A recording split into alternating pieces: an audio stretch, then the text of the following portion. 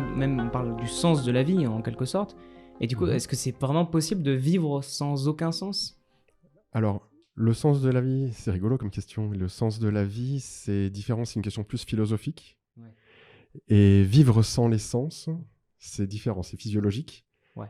Mais c'est intéressant de faire le lien. Vivre sans les sens, c'est quelque chose que je n'ai pas expérimenté et c'est quelque chose que j'ai du mal à concevoir. On peut vivre sans un sens, sans deux sens, mais on va toujours compenser avec les autres sens qui nous restent. Mais n'avoir aucun de ces sens, j'ai du mal à concevoir la vie sans ces 5 sens, et même sans les autres sens qui existent aussi, puisqu'il n'y a pas que 5 sens. Oui, ça semble un peu impossible. Mm, mm, La perte d'un sens, tu penses qu'elle peut elle peut être en quelque sorte bénéfique, du coup ? Si on perd un sens et qu'on peut en gagner plus chez un autre, je sais pas, est-ce que ça peut être bénéfique au final ? Ça peut être bénéfique. Alors avant tout, la perte d'un sens est plutôt une tristesse ou un drame. Ça peut être lié à un accident ou alors tout simplement quelque chose qui nous arrive dès la naissance. Mais ça peut être bénéfique. Je dirais le bon côté de la chose, c'est qu'on va à côté de ça compenser et développer peut-être plus que les personnes qui ont tous leurs sens. On peut développer d'autres sens de façon plus complexe. Je pense notamment, là si je prends des exemples de musiciens, il y a des musiciens très connus qui sont aveugles et qui ont énormément développé l'écoute, l'ouïe, qui se sont concentrés sur d'autres sens. Je dis pas qu'il faut être aveugle pour être un bon musicien, mais peut-être ça a aidé des personnes qui avaient perdu un de leurs sens.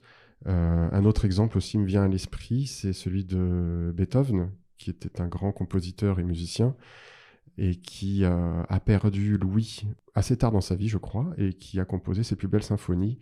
Et pas que ses symphonies, mais en tout cas, les plus belles pièces que je connaisse de lui ont été composées une fois qu'il était totalement sourd.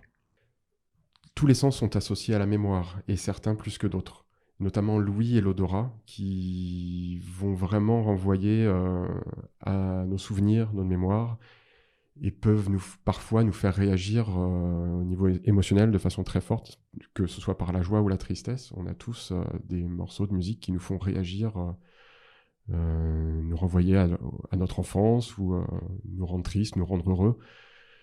Pareil pour les odeurs, il y a comme la Madeleine de Proust, il y a des odeurs qu'on ne va pas sentir pendant des années et qui vont d'un coup nous être mises sous le nez, c'est le cas de le dire, et ça va nous faire renaître un souvenir et renvoyer une émotion qui peut nous perturber parfois.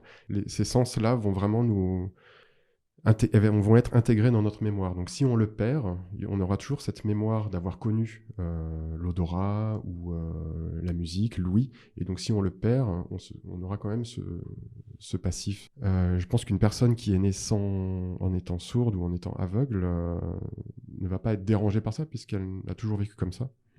Et donc le concept même de voir quelque chose est quelque chose qui n'existe pas. Et donc voilà, c'est... Ouais, il faudrait en parler à des complexe, personnes qui seraient nées sans l'ouïe, l'odorat ou même la vue. Et comment imaginer quelque chose qu'on n'a jamais vraiment Exactement. perçu, Donc là, je me permets de parler à leur place, mais je pense que c'est infiniment plus complexe que cela. Voilà. Et tout à l'heure, tu parlais du fait qu'il existait peut-être plusieurs sens. Est-ce qu'il existe au-delà des 5 sens, du coup, voilà, un 6e sens, un 7e sens ? Oui, alors il y a je dirais, ce fantasme du 6e sens mystique. Mais pour être un peu plus cartésien, la majorité des scientifiques aujourd'hui s'accordent à dire qu'il y a plus que les 5 sens. Un sens, moi, je me suis pas du tout plongé dans ces autres sens puisqu'ils n'étaient pas intéressants pour moi dans ma pratique de la dégustation. Des sens qu'on appellera plutôt des sens internes et pas externes, comme l'ouïe, l'odorat, le toucher, le goût et la vue. Un sens qu'on connaît tous, et on parle souvent du sens de l'équilibre.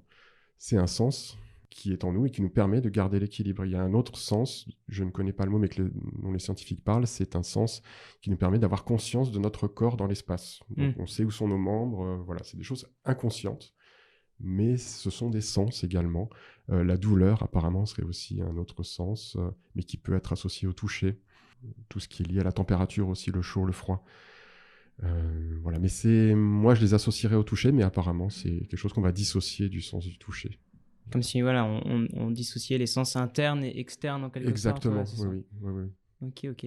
Et c'est vrai que tout à l'heure, quand tu parlais aussi du fait que certains sens étaient plus liés à la mémoire que d'autres.